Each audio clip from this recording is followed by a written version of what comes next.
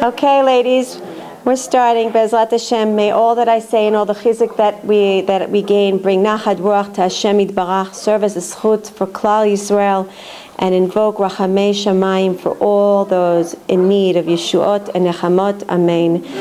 Amongst them, refuah shlema bimheira right now to Levi Yitzchak ben Rezel. Oh, sounded like a toy dog, like right, one of those twisty things. I thought someone. Okay. Levi Yitzchak ben Rezel, Rachel Leah bat Sarah, Chaya bat Bea, Yaniv Or ben Maya, Chaim Avraham ben Bracha, Refuah Shlema. What's the names? Dan ben Yael, Miriam Rivka bat Adela, Refuah Shlema. Chaim Yechiel ben Malka. Chaim Yechiel ben Malka, Refuah Shlema. Any names? And Devorah bat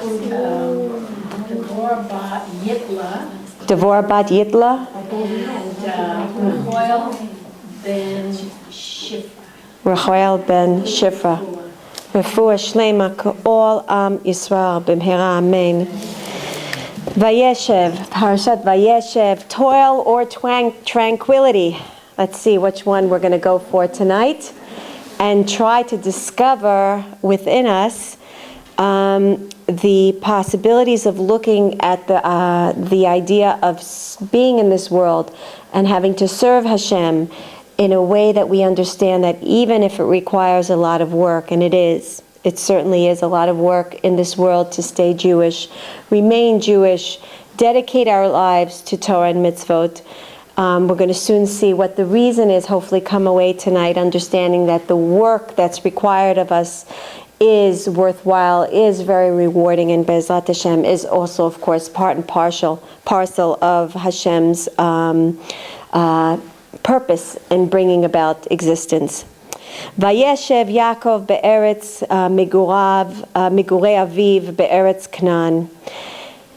Chazal teach us when it says Vayeshev Yaakov, it means that what did Yaakov want to do? Finally, after the parshas of Vayishlach and Vayetze, these are parshas of movement, of constant hurling and churning and work and battle. Finally, Yaakov Avinu says, okay, now Hashem, Vayeshev, I want to dwell. I want to live in a place of Vayeshev is Shabbat.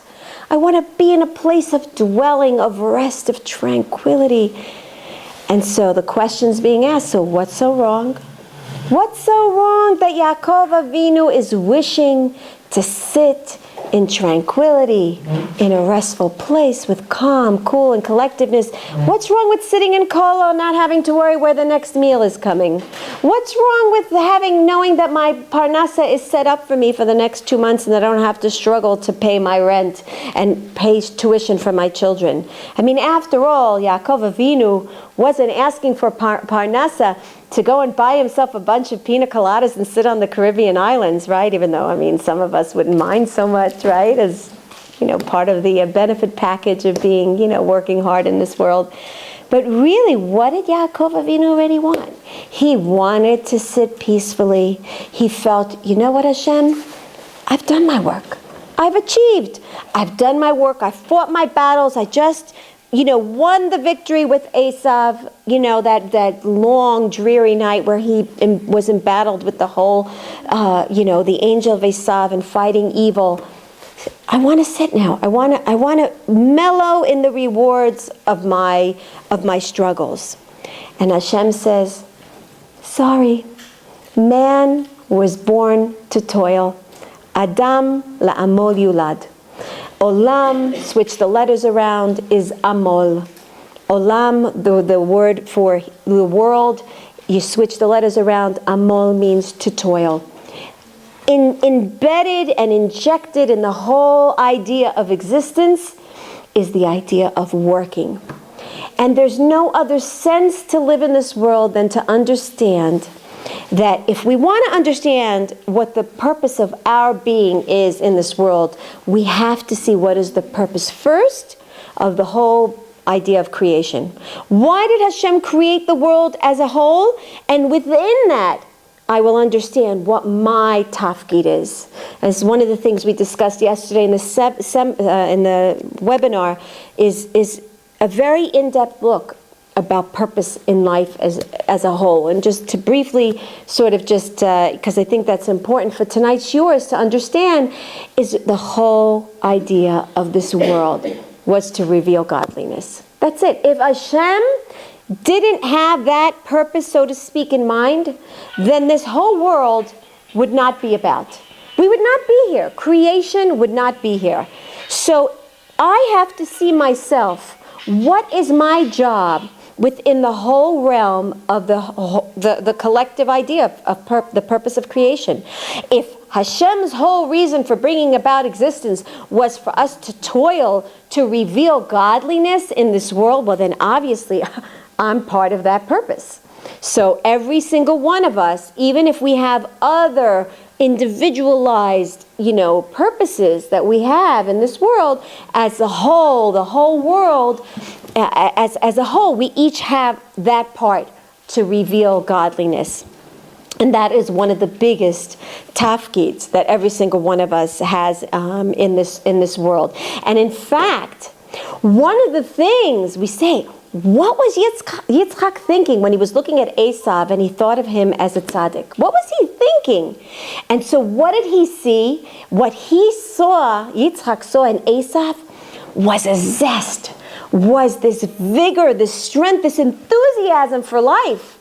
This excitement to be alive. He obviously came from the other side, but he felt one day if Esav would just take that zest, that enthusiasm for wanting to live life, and would apply it in the right way for spirituality, that would bring Mashiach.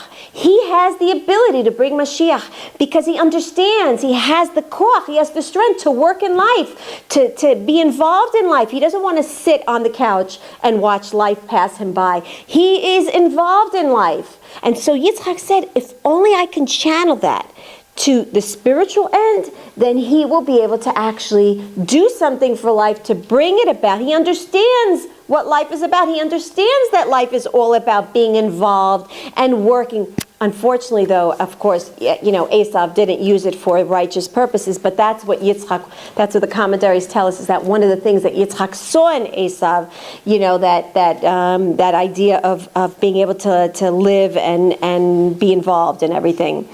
So it's very interesting. Let's look at the way that the Torah describes our avot. So it's written that Hanoch and Noach, they walked with Hashem.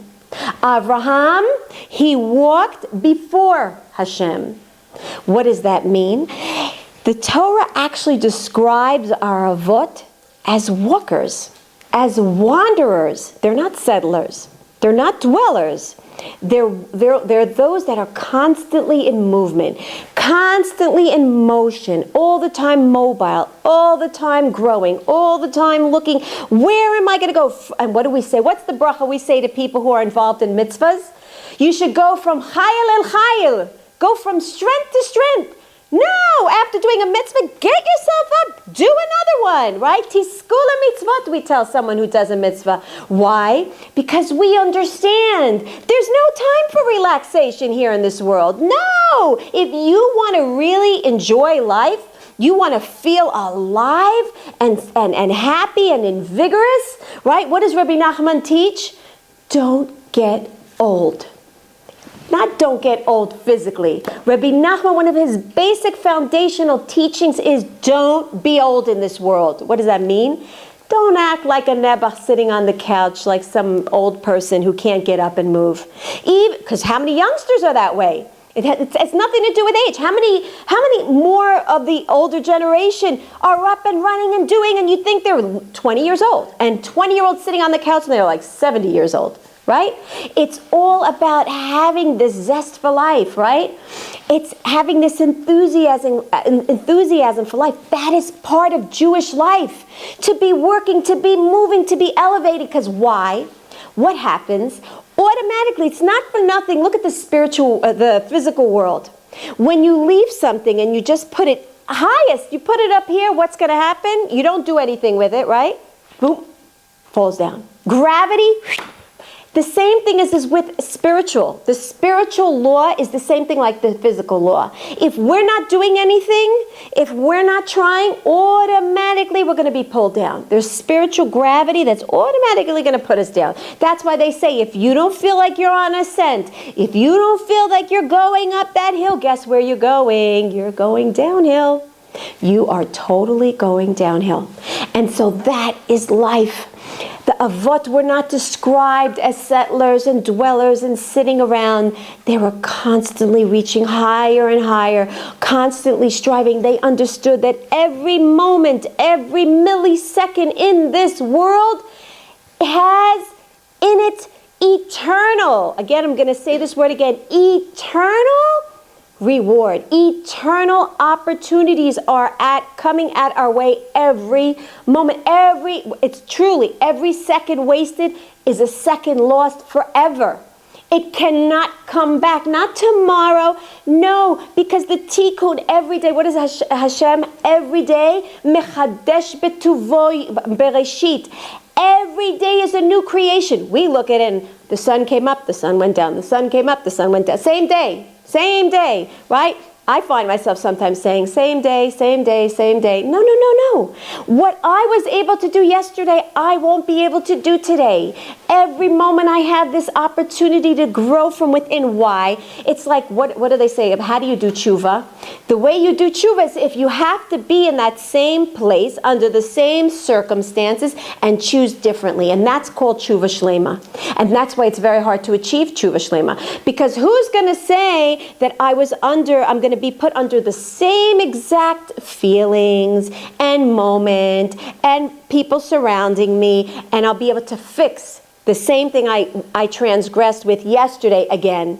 That's very hard. Hashem has to now move everything around so perfectly so everything will be exactly in their place, and I'm supposed to choose differently.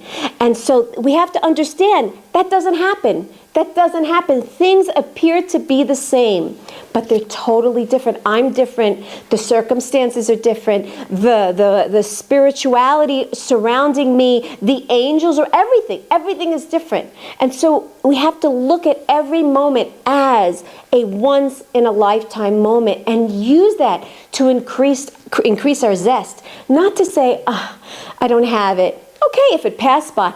Again, we're not here to bash ourselves on the head, but if it passed by, fine. So I will, try to use the next opportunity as I possibly can. But if I can live in that place of awareness and recognize that every opportunity that comes my way was given just for me, then I'm in a place of growth. I'm in a place of spirituality. How can I do that? How can I apply that to myself practically? So I'm going to set up my Shabbos table, and I'm going to have everything glorified and glistening and these amazing, delectable treats. And I'm going to put on the music, and I'm going to yell out to my children, and they're going to think I'm absolutely nuts. And I don't care, because I don't care what they have to say. I'm having fun. They say, guys, you know who's coming over for Shabbos? You know who's coming over for Shabbos? Who, Mommy? Who's coming over for Shabbos? Kadosh Baruch Hu's coming over for Shabbos. Are you ready? And they'll be like, Mom, did you take your medicine today? Are you okay today? I don't care. I want to be zestful. I want to have enthusiasm. I want to live life on the edge without having to be on the edge. And that is the way we do it. That is the way we infuse in ourselves, taking ordinary, regular moments, per se, and transforming them to give us that energy to have the koach, the stamina to fight for life. If I'm not excited over living, I'm not going to want to fight. I'm not going to have the strength. I'm not going to have the mindset. I'm not going to have anything. I have to inject, and it's not going to come knocking on my door. Nobody's going to knock on my door and say, here's a zest full of life, please. It was delivered to you straight on from the divinely hand. Nobody's delivering that to me, not for Hanukkah gift and not for any gift. I have to work on it, and that's part of my work. That's part of my toil. And the Rizal says that is how he achieved Ruach HaKodesh, because every mitzvah that he did was done with pure joy. Because when I do mitzvahs with pure joy, with excitement, as Rabbi Nachman, like we said again, not being old, being young, being zestful, being invigorated by what I'm doing, connecting to it, then I'm showing Hashem, you know what? It's not a burden for me. It's not a burden for me to be a Jew. You're not putting anything on my head that is so, I don't feel like I'm carrying this big weight on my shoulders. I want to be your servant. I want to be Jewish. I'm very proud. I could say the bracha in the morning, every morning to say that bracha, Shelo Asani Goy. I could say it with enthusiasm. I couldn't even imagine myself living a life without you, Hashem.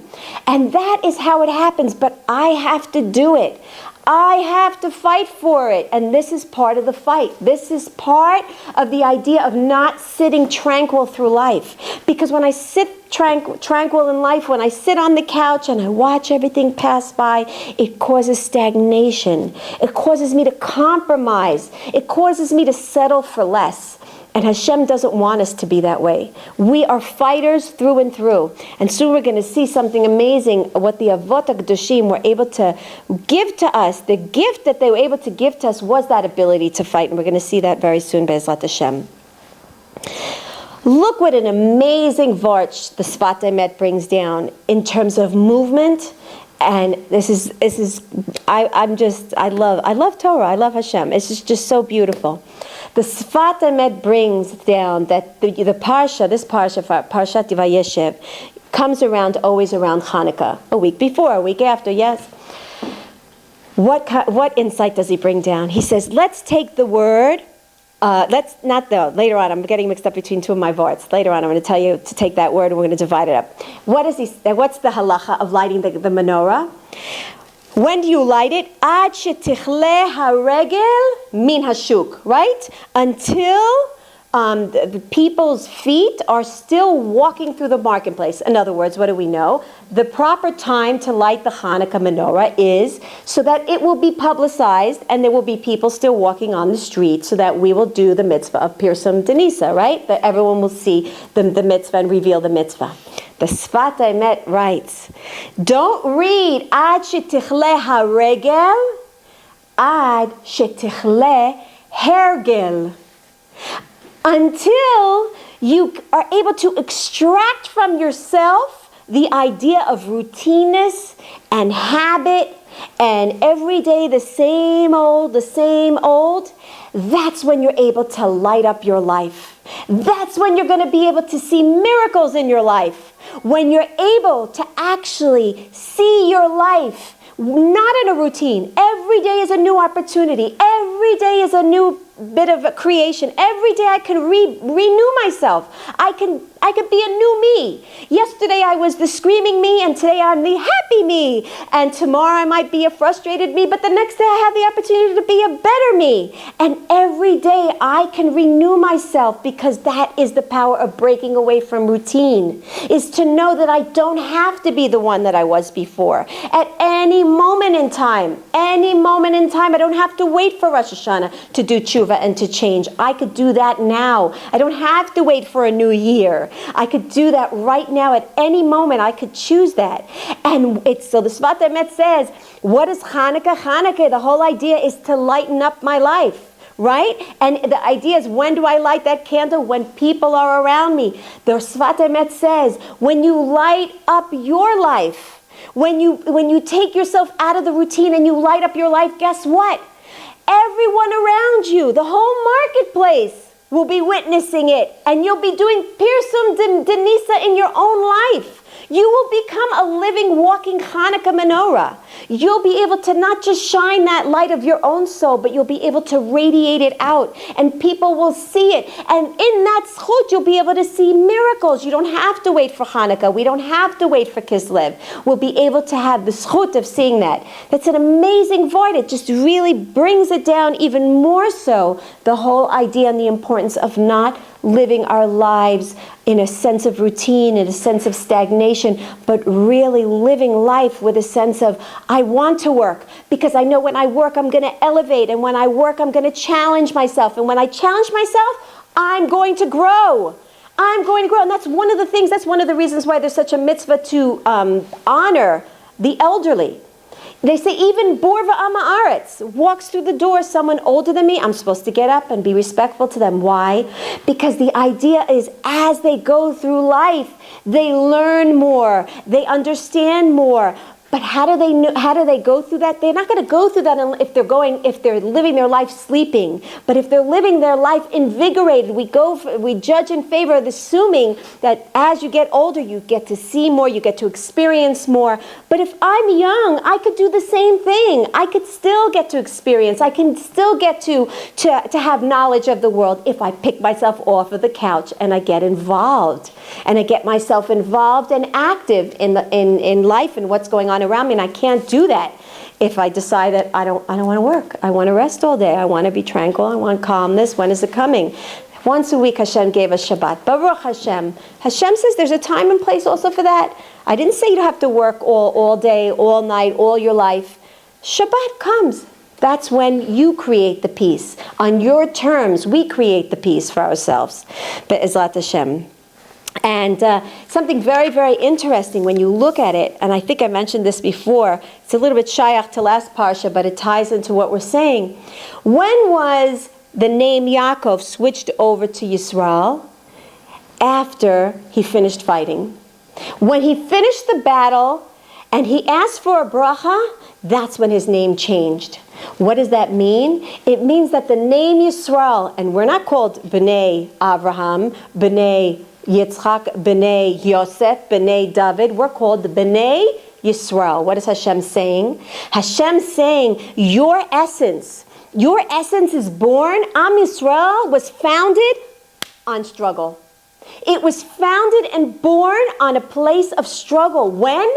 After you fought the battle and you were victorious, which is also part of the prophecy that Am Yisrael will never die out.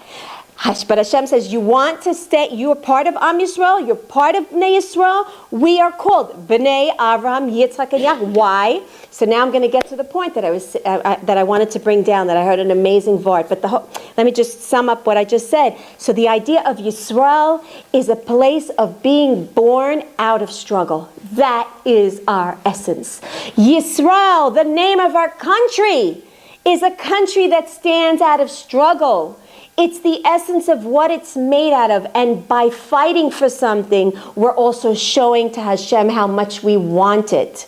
How much am I willing to fight for the survival of Am Yisrael? How much am I willing to fight for Eretz Yisrael to stay in Jewish hands, under leadership of Torah mitzvahs? That's what Hashem wants to see. He wants to see that fighting, that toil, that zest, that vigor. And this is, God willing, we're going to be able to walk away tonight with a lot of energy. You're going to come home and you're all going to feel like, wow, I'm going to start cleaning my house. I'm going to start doing things. Hopefully tonight we'll be pumped up to start living life a little bit differently. So I heard this amazing, amazing vart by Rav Eli Mansour Shlita. And he says it in the name of Rabbi Gifter Zatzal, the Rosh Yeshiva of Telz in Cleveland. And he says something amazing. And he says, how is it that the Avot HaKadoshim, Bechir HaAvot, Yaakov Avinu, Yosef HaTzadik, and you don't find in the Torah that anyone was named and labeled according to the Torah as being a tzaddik. Such amazing dargas. I mean, I always say we can't even get to the dirt under their toenails. We don't even get to that point on their level. And yet, they're constantly involved with such fighting and struggle and challenges. And like we said, no rest. No rest, not for a moment. And so what does Rabbi Gifter say? He says, we don't understand what a favor they did for us. As we know, there are certain things that we hand down to our children, right? Usually when a father is a doctor, most often one of the children become doctors. When a mother has talent in singing, one of her children, if not all of them, have talent in singing, and so on and so forth. There's what's called, literally, we know, family DNA, family genes, right, that get passed down. What did our Avot give us? When they went ahead and struggled and fought. Now let's look at this.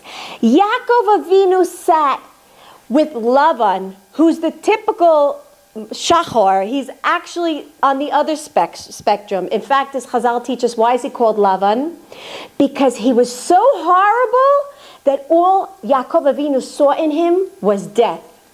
Death? Lavan? Yes. All he saw was tachrichim.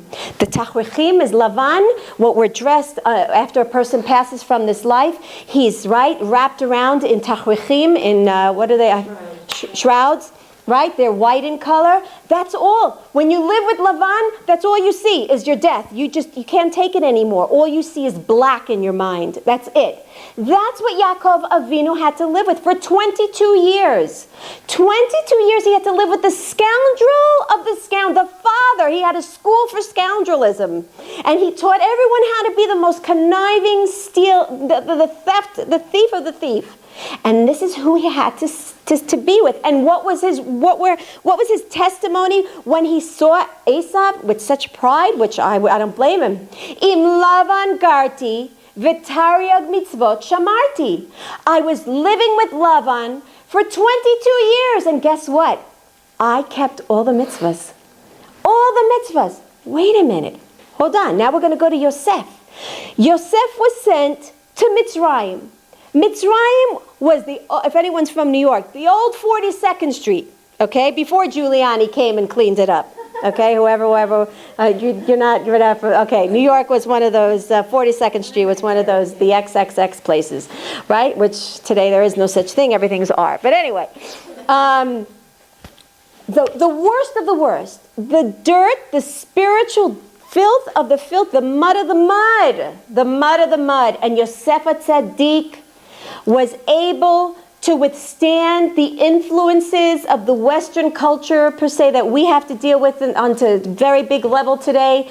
And he was able to bring up two amazing children that every Shabbat we daven and pray for our children, that our children should go in the derech of Ephraim and Menashe, because we know that our children have to confront with the Mitzrayim of today, and we know that they have to deal with all the garbage and filth of today. And we say to our children, please Hashem, may we have the koach to have the insight and the clarity to show our children the derech of Torah like Yosef Tzaddik, and be zoche to Ephraim and a Menashe. What did these amazing tzaddikim, our beautiful forefathers, what did they give to us? They gave us the ability to fight off. And look how close it comes to with Hanukkah.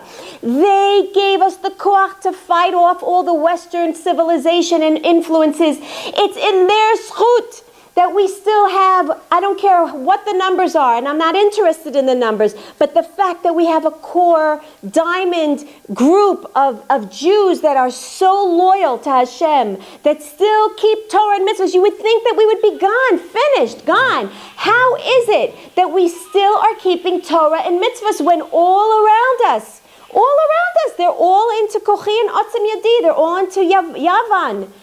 We have the koach to fight it off and stay loyal to HaKadosh Baruch Hu, because they injected in us spiritual DNA, spiritual fighting genes to ward off the effects and influences and impact of the Goyish mentality. And so when we look at it, we have to understand the gift that they gave us. They actually lived their lives in self-sacrifice to give to us, because they knew what we would be dealing with today. They knew how hard it would be, and they injected into us the koach to be able to fight it. And it's in their zchut, mamash, that we're still alive, and we're still, we still know when the Rosh Chodesh is, and we know when Pesach is, and we know when all the Chagim are. It's in their zchut. So we have to have a tremendous hakaras hatov to these amazing tzaddikim, and really, say thank you to Hashem that He sent us such amazing ancestry and such an amazing yichus to be part of the elite of humanity, mamash. Another amazing vort that I wanted to bring down. Hanukkah. Where did this come from? Let me see. Where is I don't know if I have my source. It's somehow missing. Okay, you have to trust me on this one, right? Take Hanukkah. Take the word Hanukkah and divide it into Ko, Kaf Vav, and Chana. What is it teaching us? It's teaching us that embedded in the word Hanukkah, there's 26, the Shem of Hashem, with Hana. Meaning that in the schut of Hana Imenu, in the schut, does anyone know when she started davening? I did not know this. Does anyone know how many years she was davening for Shmuel Navi? Anyone want to give a guess? 26 years? No, much longer than that. Anyone? She started davening for a child from the age of 10. Do you know when she had Shmuel? 130. She davened for Shmuel for 120 years. In her schut of seeing the miracle and believing against all odds that she was going to be able to merit a child, we were given the merit to have the miracle of Hanukkah.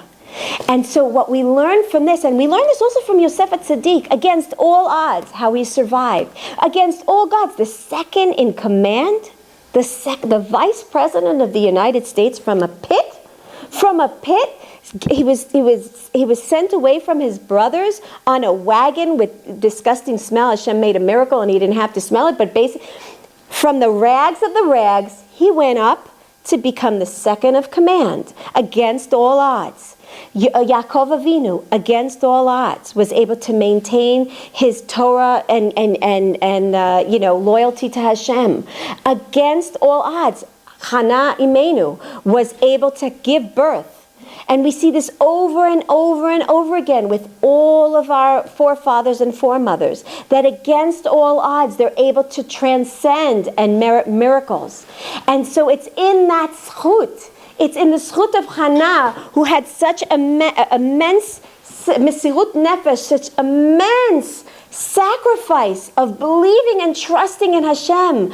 I mean, I once davened for something for 12 years, and it seemed like, amazed. I was just amazed when I was, Baruch Hashem, answered after 12 years. 120 years? 120 years, and to have that zeal, to have that trust, to have that koach to every day. Why? Because she was davening l'shem shamayim. She said to Hashem, this child is for you. And she did it.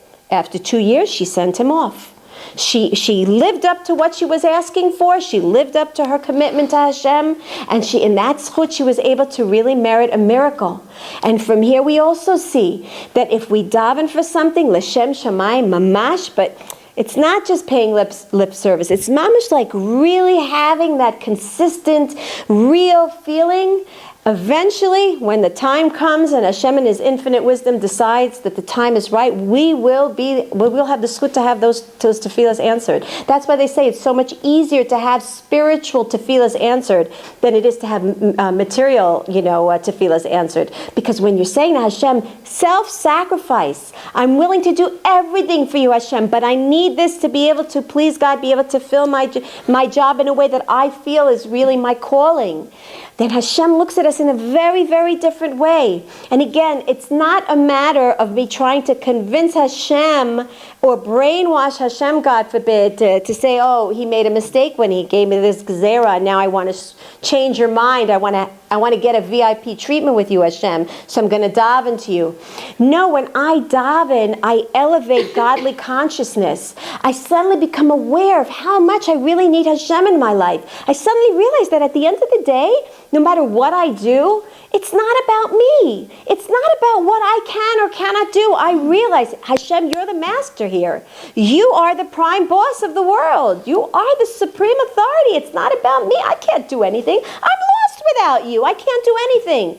And so Hashem says, wow, you're now revealing more godly light into this world. Look how we could fulfill the purpose of life. You see, we say, oh, but I'm davening, Hashem's not listening.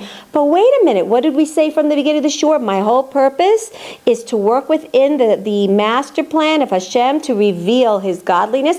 When I'm davening, that's what I'm doing.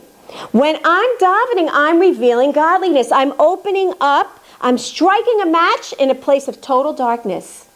And in that schut of revealing more godliness, Hashem, so to speak now, switches his manifestation levels and the way he interacts in this world, and it's more on a level of being from a place of rachamim and compassion. And so that's what changes. I change, and so Hashem changed, because Hashem reacts to the way I act. It's all about this constant relationship that I'm having and forming with Hashem. Every day I'm forming this relationship and building on this relationship with Hashem. So it's an amazing teaching in terms of Hanukkah, and I found that really beautiful. Any questions? I just need a drink. Okay. I guess I got to keep going. All right, the tzimtzum. Let's talk just a little bit about the whole idea of tzimtzum, because that is one of the reasons why we have to work so hard. When Hashem, I don't know if we ever got in depth with this, but I felt that it was important to remind ourselves why it is so hard to work in this world. Why is it so hard to live in a place of Emuna? What's stopping me here? And so if we understand the basis of how the world was created from the get-go, that how could it be that we're in a place, we know that Kvodo Malei Olam, we know that Hashem's presence is everywhere. In fact, one of Hashem's names is Hamakom, the place, because there is no place devoid of Hashem, right? It's not that we're here and Hashem is around us, but we are actually within Hashem. That's what the Tanya Kadosh teaches us. We are actually this world was created within Hashem. But wait a minute, then how is it that there's a place here in this world that I don't feel tangibly? I mean, I know Hashem is here. We're taught that He's concealed from our, our ability to be able to relate to. How is it that I don't feel Hashem in this world? And so from the Arizal, we learned the whole idea of tzimtzum, of the constriction of existence, that what Hashem did is He basically created this vacuum, this open, empty area devoid of godliness, and decided to create the world in that place of emptiness, which is one of the reasons why, if we're not tied and linked into our godliness and our purpose in life, we feel that void. Because in essence, we are in a void. We physically are in a place devoid of life, because Hashem's presence is not readily available to us. So if I'm not tapping into Hashem, which is the source of life, I get drawn back into the place of tzimtzum, of vacuumness, of emptiness, and of void, and feeling like there's no, and then that's when I start running after all kinds of other stuff, all kinds of other nourishkeit, right? That's where the I love this whole recreational drugs. Where did that come from? Recreational. Is there such a thing as recreational drugs? Hello? Recreational. Are we getting this? Like the drugs, like heavy core drugs, they call it recreational, right? Why do they call that recreational? So it's called I look at recreation as something like, but fun, healthy fun, not, I don't know. Anyway, I found that very contradicting. So the whole idea is that's when I start looking for all kinds of other stuff, all kinds of sources for me to be able to feel alive. That's when I go bungee jumping and I go on the roller coaster rides that are, turning and swirling me around until I'm throwing up all over. That's when I'm going to plug in and try to look for everything that I possibly, because I need life. I feel so devoid of it. And so this requires constant toil. Because what did we say when we don't do anything? When we live life in a place of stagnation, and I'm not involved in my work, then automatically I fall into that void. Automatically I fall into that place of emptiness, and I feel like there's no sense, there's no purpose, which is one of the reasons why it's suggested to people who don't feel like, who are, suffering from difficulties and sadness and lack of worthiness. You say to them, go out and do something. Go out and do chesed. I don't know, give someone a ride.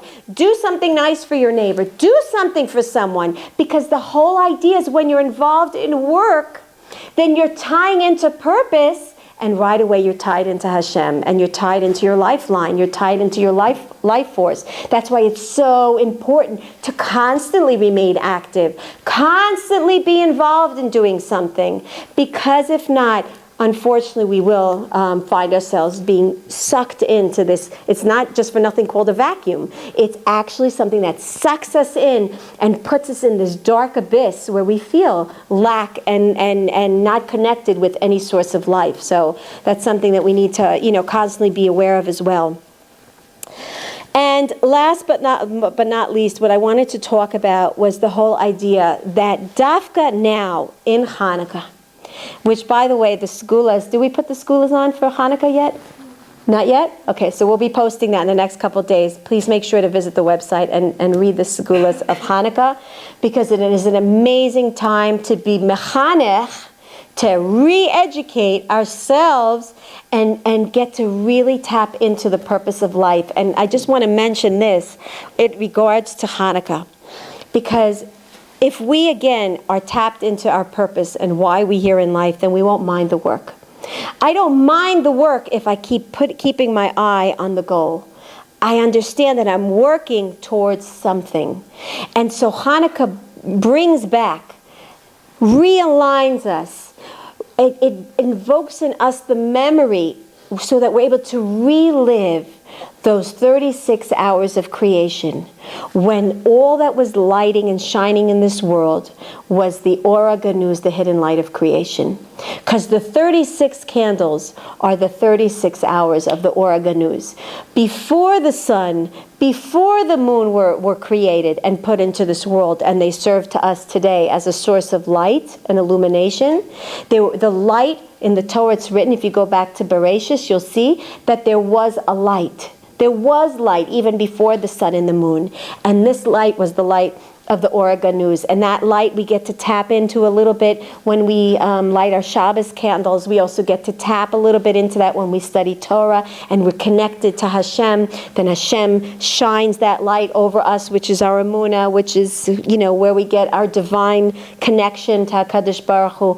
And so, but the whole idea with Hanukkah, we get to totally be flooded and drowned into 36 hours of pure light. Now, what is this light? This is the light that allowed Adam HaRishon to be able to see from one end of the world into the next. So what does this light do for us? This light enables us, if we prepare ourselves, and I beg of every single one of us to prepare ourselves by davening to Hashem from now until Hanukkah, that Hashem enable us, that we'll have the zchut to be able to sit in front of the menorah every night, because there's such a big Yetzer Hara. Such a big Yetzer Hara. We light the candle, sing a song, and boop, we're out.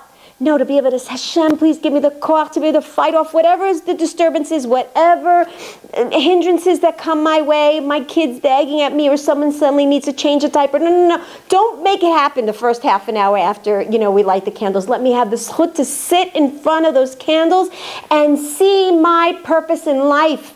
Tie into the light of creation. Understand why you created the world. Get a little glimpse, a little glimmer. I won't, of course, fully understand, but to have a little bit of a illumination, a little light bulb pop up in my mind where I'll understand. I'll have a little bit more clarity in my life. I'll have a little bit more Emuna in my life. I'll be able to see you and see where I fit in to the whole picture that's being around me.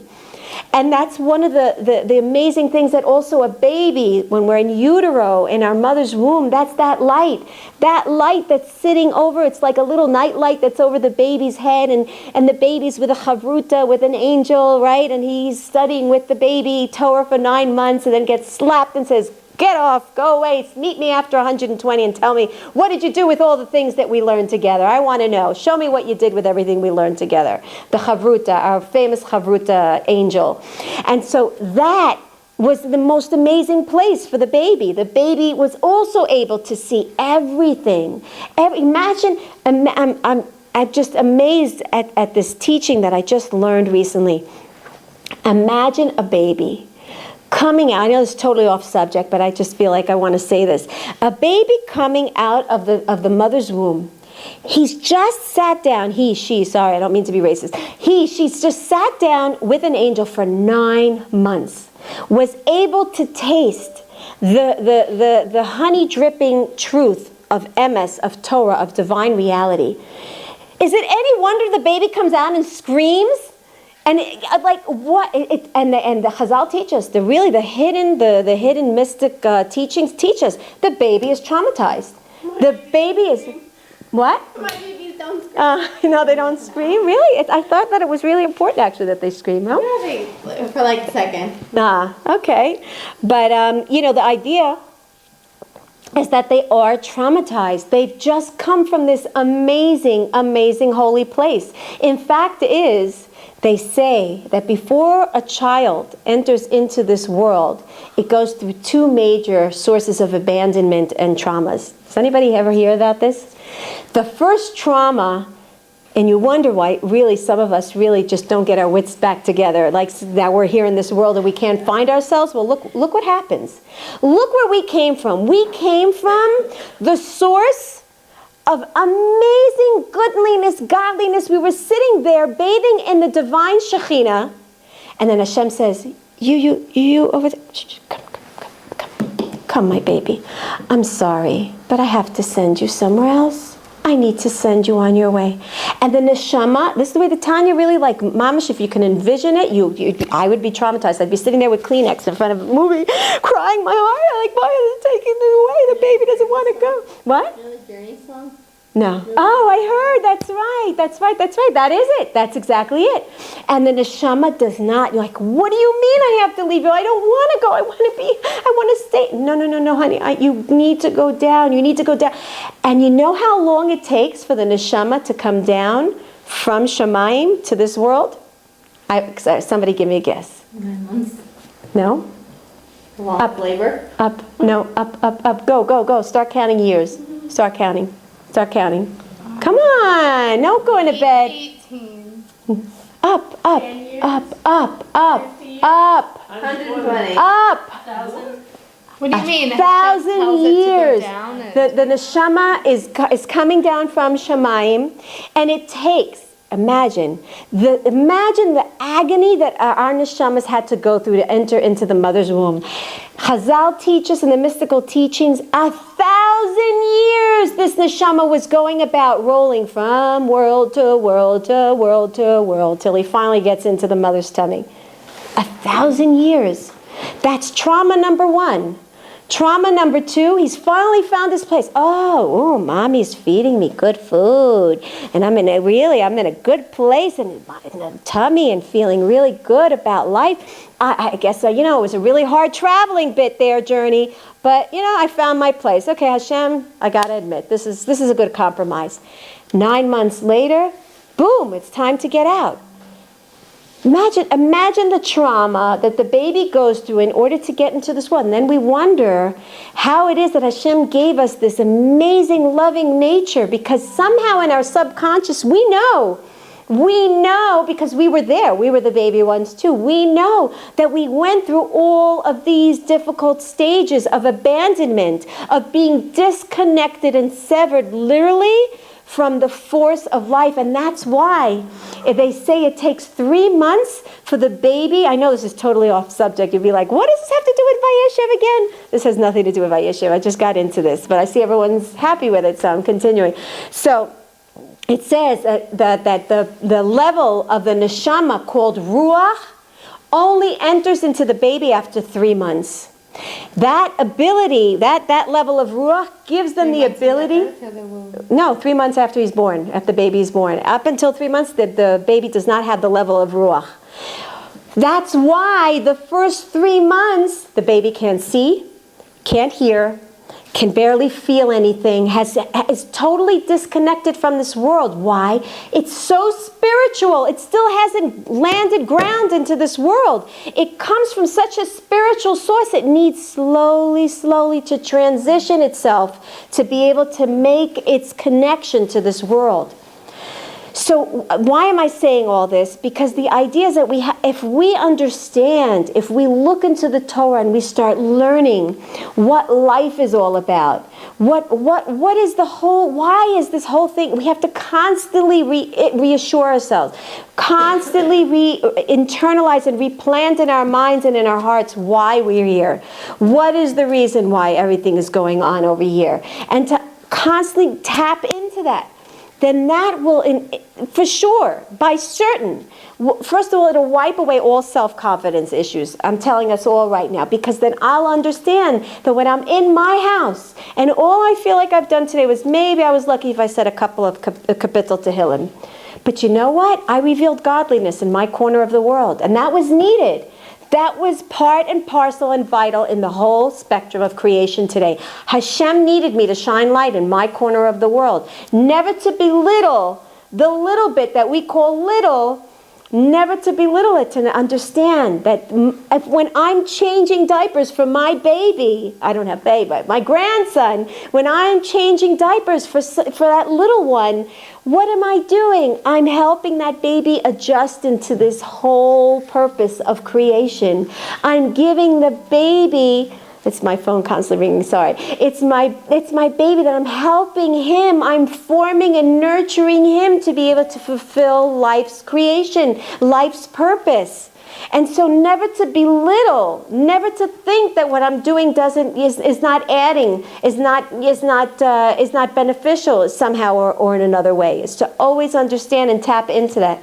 And Be'ezrat Hashem, and that zchut, we'll be able to truly live our life living and not sleeping. Amen. And really feel invigorated and zestful. And Bezrat Hashem, with that koach, there's no shiur next week or the week after. So I had to give you something very powerful today for all of us to keep us going for the next 2 weeks, God willing, to really enter into the Chag Bezrat Hashem, the Chag of miracles. We should see miracles. Hashem barachamim. Amen. Is there time for questions? Yeah, of course. You mentioned about the materials and that we get lost in it so easily, and that's what we end up because of that void. So how do we replace that? We struggle all the time in this world, running after things and whether it's making our home, say whatever it is, How do you disconnect from the material or find purpose? You mean I guess I'm asking more how do we fill up our time with things that are less materialistic? Let's say, recreation, just want to relax and right. Just kind of Kavana, everything's here. Everything's here. If I find pleasure in putting a new vase on my table, it's kavana. Hashem, thank you so much. I mean, look at a gorgeous creation you've made. To constantly have Hashem in mind. I can still enjoy having the latest model car and the most gorgeous clothes if that's what I feel really is going to give me what I need and what I need right now, then that's fine. But to constantly at least connect it to Hashem. Thank you, Hashem. It's from you, Hashem. I thank you for giving me the opportunity to have the money to be able to afford to buy this, and what beauty you brought into the world, and to constantly tie in. And if you feel that maybe you're getting a little bit sucked into it for the wrong reasons, again, Hashem, please help me that I should be able to see, really to be able to reconnect to my spiritual purpose in it all. Let me be able to not get caught up. And my tefillah is always, Hashem, help me focus on the ikar and not on the tafel. On the main point of life and not on the commentary, as they say, right? And so constantly to be in a place, and it's okay, because everyone has something they're struggling with. So that's my struggle. So if that's my struggle, so I go and I run to Hashem. Again, why is the void? The void is so that I will fill myself up with a Kadosh Baruch Hu. Because that's what we just learned. Is the place of void why is it void? Because Hashem's not in it. So I have to right away put Hashem in it, and then I don't feel like I'm missing anything anymore. Bezrat Hashem. It's interesting you're talking about this. I was in Netanya for Shabbos. I was there 4 days, and I came and I was doubting, before and during and after that I would have parnasa and that things would come along and that I could do what I needed to do, and I'd have more students and I'd have more classes. And Shabbos was over, and in the evening, it ended very early. The phone rings. I said, who could be calling me now? Shabbos is just over. Someone called and said to me, could you teach a class on Thursday for the Sweet 60s? Somebody can't come. Oh. And I said, well, how many students? Just 20 or more. Wow. And how much time? About 2 hours. Wow. I was like, wow, Hashem. That was quick, Hashem. You really, I made some connections up there. Wow. So it's just, you have to ask, Right. like you were saying. But when the time is right, when the time is right, That was right. right. And it's just, and then the next, I said, I didn't get home till very late on the train. It was like almost 10 o'clock. And I was like, okay, tomorrow I'm going to relax and plan this whole thing. And the first thing in the morning, somebody called up, just as I was going to start dialing and said, I'm really feeling sick. Could you take my 3 children to the eye doctor today? I said, where's the eye doctor? She just told me, I never heard of that place. And okay, and do they speak English there? She said, I don't know. Okay, well, the children could probably communicate. So I said, okay, so what time? She said, from 2 to 4. I said, okay, I'll do all the things I need to do. And I would fast. Right. Good. And then I went to buy the supplies for this. I said, isn't it amazing how when you have another purpose, Right. how fast you can get Right. things done. Right. Baruch Hashem, I'm Yes. so happy. That is. And instead of saying, oh, I'm a How many people say, how many teachers that are off summer vacation say they got nothing done their whole entire summer vacation? That during the year they get more done than they do in the summer. Because when you don't have that defined structure, you know, that's why we do. We have to constantly be feeling like we have purpose and there's something to do. Oh, the life has so much work to be done. I mean, it's one of the reasons why the world is imperfect. Because Hashem knows that we have inside of us, He created us with this internal compass, knowing, connecting to the fact that we're part of a higher purposeful job in this world. And so Hashem created, my theory is that one of the reasons why there's problems with ADD is because we're not connected enough with our purpose. I think that a lot of these new neshamas know that they have a lot of work to do to fix up this world, and that's why they're very unsettled. You know, very unsettled. They're not calm. They're constantly feeling we need to be doing, and they don't know. They're not being channeled to do what they need to do, so they're feeling this discombobulated kind of mannerism. I really feel that it has a lot. Nothing is for no reason. There's always a spiritual aspect to what we're seeing going on. They say, what is sartan? Is sar tina. The Stipler Rebbe Zatzal said this, that one of the main problems of our generation is that we don't have ahavat chinam. We have tina, we have resentment, we have grudges towards one another. And that's one of the reasons why. And his Talmidim came and said, what is this whole idea of this cancer business? What's this? It's spreading like wildfire. And Stipler Gadosh said that, and the Talmidim said, that's it? He says, what do you mean that's it? That's a big deal. That's a very big tikkun of this generation. We have to stop holding grudges towards one another and really love one another. And then we'll see, God willing, a big reduction in lessening in the cases and, you know, the fatalities of cancer, God forbid. So there's a spiritual meaning into everything. What's the proper way to be grateful to Hashem when things like that happen? Like, you know, how many times in our lifetime that we ask for something and it does happen? And what's the mode of, like, besides saying, you know, hold Hashem, like, what's... In your mannerism. First of all, it's important to reveal it. You want to definitely reveal it. You want to tell as many people as possible the amazing graciousness and compassion and rahmanas that Hashem had on you. That's very, very important. We're always so quick to complain. Do you know, I'm just going to tell you something, you know, with this webinar. So one of the things that I was a little bit frustrated about yesterday was that I didn't, like here I sit in front of everyone and I could see people nodding, I could see eyes glistening, I could see people writing. I have immediate feedback. I could see, you know, even if some people are sleeping, I don't necessarily take it, you know, to heart because I know, you know, it happens. It's part of human nature. You're right, it's late. But I'm saying, I basically get to see the interactions of the ladies. Yesterday, I didn't see anybody. It was me and the computer screen. And I felt this sense of detachment, like how do I know if they're really responding to it? And so I realized how important it is to be able to constantly be in that social contact, how much it adds to us.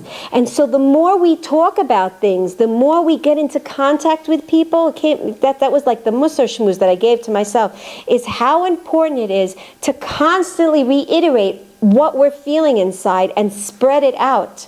Spread it out to see people, see their response. When I see someone, I tell them something that amazing happened to me and I see their response, it makes me even more enthusiastic about it, right?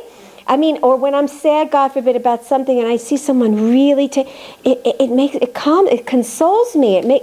It's important for me to get that response. Hashem wants to hear from us. Hashem wants us to spread His light. He wants us to not just talk. So what was why did I mention the webinar? Is because what's the sad part? I was told that if you don't hear back from anyone, it means they're happy. I said, what do you mean? What do you mean? They're only going to contact you or the guy of the Jewish workshop. They're only going to contact you? He says, I didn't get any emails complaining. I said, what do you mean they're not going to say that they were happy with? He says, no, people don't write back when they're happy. They write back only when there's something to complain about. I said, that's horrible. That's human nature. That's who we... Why? That's why I wanted to say it to you. So I'm saying that we tend to only call our friend and kvetch about things. Why can't I call 10 friends on my list and say, do you know what happened to me? Look at the Rahmanis. Look at Hashem. Hashem yishtabach borei olam. Yitgadal shmo. I mean, praises and praise. Something new I learned, also connected to Hanukkah, that has to do with it. What is Hallel? Hallel means, look at this, amazing. This comes from a Rav Ashlag Zatzal, who's a very, very big Kabbalist. He's called the Baal Sulam. Very, very big Kabbalist in hundreds of years ago. And he writes, what is Hallel in Hanukkah? What does it mean to really praise Hashem? This is mamash siyata dishmaya that I'm getting to this. And I just learned this yesterday. What does it mean? It means, how do I know where I am spiritually? Is how much I praise Hashem. Why? What does praise mean? Praise means I'm lifting, and this is why you have two L's, two lameds. Two lameds which go above. It goes above. What does it mean, Hallel? It means to take what I have, raise it right back up. Hashem, it's all you. It has nothing to do with me. I'm talented. It's from you. I'm smart. It's from you. I'm beautiful. It's you. Everything is you. I have money. It's you. Everything is you. I'm raising it back up. What am I doing when I'm raising it back up?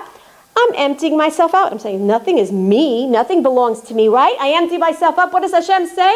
You're running on dry. We've got to fill you up. Boom, boom, boom, boom, boom. It all starts coming down. We suddenly get poured all this abundance.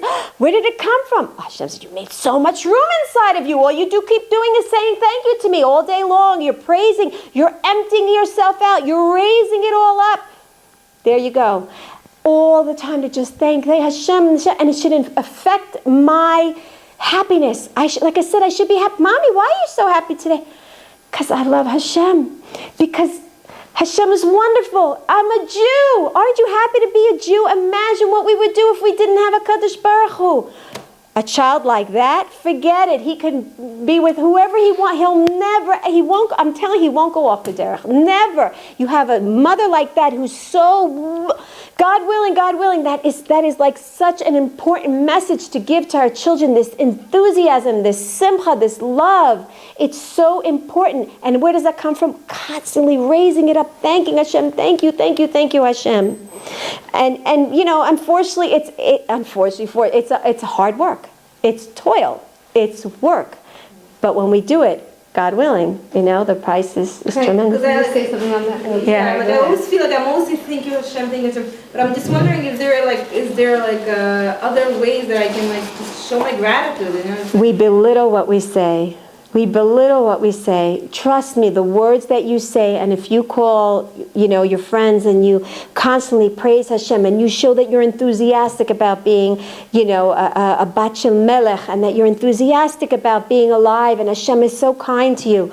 It's not that's all that I do. That's tremendous. And you'll see how hard it is. Don't belittle it. It's hard work to constantly, because I'm telling you, the minute you want to say thank you, something's going to happen. And it's going to sour up your mood. Your rice will become sticky. You'll suddenly see that your meat got subbed in soap and you can't make dinner tonight. Something's going to happen to try to sour off your mood. So I'm telling, because that's part of life. You understand? So try to lift yourself up. Try to still see the goodness and remember what you were thinking 2 seconds. It's tremendous avoda. Tremendous, every day with the same zeal. Come back to me in a week. We're going to talk and see. I know I can't do it. It's very, very hard. Very hard. I'm sorry, you wanted to say I was just something? going to say that, Baruch Hashem, when I'm like, feeling in a good place, and people are like, oh, how are you? I'm like, oh, I'm great. They're like, why? I'm like, no reason. I'm just great. They're surprised. Yeah. Like, what medicine are you on? Can you share? Just You're a good shame friend. that, Share that medicine, It's such a shame that that's like not the norm. No, I know. No, it's true. You know what? I heard a Rav give a vart quite a while ago, and he said, you know what? Today, in today's world, if you walk down the street and you're just happy, funny, smiley, Look weird. people actually think that there's something mentally wrong, like you're deranged. Isn't that a shame? No, but There's a that's guy who just dances in the street. what? If what? Something's weird with me. But why? Why can't I just walk and just be happy because the sun is shining and the birds are chirping and the flowers are blooming? Why not? I don't understand. Look to the point where we've come. We have no sense of valuing the present of life. It's such a shame. If we could do that, if we could just do that, it would be a whole different generation. When I was getting on the train, going to the train station, I wasn't familiar with this train station. And so I thought there was going to be a person there that I could pay the money to, and they'd tell me what. There was not a person. There was a guard to let you in. I said, how do I get a ticket to go to Pajama? She says, well, there's a machine over there. I said, oh, I was like freaked out. So I said, he said, okay, I'll come help you. And he helped me. And I said, oh, Baruch Hashem. He says, what's all this Baruch Hashem? Baruch you're helping me. Right. He was like, wow. Baruch Hashem that He sent you. Yeah, I always tell people, thank you for being a good shaliach. And they look at me like, shaliach? I'm not a shaliach. I'm like, yeah, right? My cab driver didn't get it. I was like yawning at 5 p.m. He's like, why are you tired? I was like, I have kids. Baruch Hashem, I have kids. To be tired. He's like, I don't get it. Like, why are you saying? Right. I was like, thank God I'm healthy. Right. Bezat Hashem. Right, thank God I have kids to be tired for. I don't speak enough Hebrew that I could really. Right. We had an interesting situation where we had a cat jump into our car and slept there the entire Shabbos. Whoa. The cat only jumped out when my husband went to open up the car door, and he's like, whoa, there's a cat in here. So my kids were all upset. They were like, we're not sitting in the car. We're not going anywhere here. And I said, this is a tough situation, but something will come out of it. So I went the next day and I got a really nice car wash, and my daughter comes the next day and she goes, this is great! See, the schut of the cat, you see? You've bemoaned the cat, right? And here you got a great smelling car. Baruch Hashem. Yeah, that's it. Looking at life from a whole new perspective. Bezat Hashem. Chanukah Sameach. We should have the schut of seeing miracles and miracles. The schut of the biggest miracle, the Geula Shlema. Amen.